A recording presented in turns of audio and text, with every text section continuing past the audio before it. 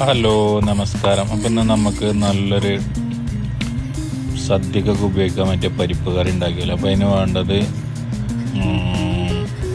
ചെറുപയർ പരിപ്പാണ്. ഒരു കുക്കറിലേക്ക് ഒരു കപ്പും ആവശ്യത്തിന് വെള്ളം, മഞ്ഞൾപ്പൊടി, മുളക് പൊടി ഇട്ട് നന്നായി വേവിച്ചെടുക്കാം. അതേപോലെ നന്നായി വെന്ത് ഉടഞ്ഞു വരണം. എന്നിട്ട് നമുക്ക് അതിലേക്ക് നെയ്യിൽ താളിച്ചൊഴിക്കാം. അതിന് ഒരു സ്പൂൺ നെയ്യും അതിലേക്ക് കടുക്, ചെറിയുള്ളി, പിന്നെ വറ്റൽമുളക് ഒക്കെ ചേർത്ത് അത് കറിവേപ്പില ഉണ്ടെങ്കിൽ കറിവേപ്പില ഇടാം. എന്നിട്ട് അതിലേക്ക് ചേർക്കുക. ഇത് സിമ്പിളായിട്ടുള്ള കറിയാണ്.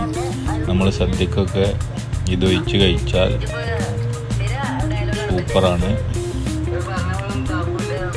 ചോറ് വിളമ്പി അതിലേട്ട് ലേശം പരിപ്പ് കറിയും, ആ പരിപ്പ് കറിൻ്റെ മുകളിലോട്ട് ഒരര സ്പൂണ് നെയ്യും, എന്നിട്ട് നല്ലോണം കുഴച്ച് ചോറ് കഴിച്ച് നോക്കൂ. സൂപ്പറാണ്. അപ്പോൾ എല്ലാവരും ഉണ്ടാക്കി നോക്കി അഭിപ്രായം പറയാം. Thank you so much.